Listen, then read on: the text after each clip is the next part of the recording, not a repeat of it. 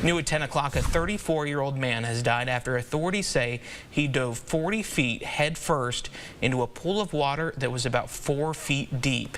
Gladewater police say it happened off the main lake at Lake Gladewater this afternoon in an area surrounded by tall embankments, shallow water, and a rocky bottom. Police say the man dove from that embankment, which again was about 40 feet high. Witnesses helped pull the man from the water. First responders arrived, but the man died of his injuries. Police say alcohol may have been a factor in this deadly dive.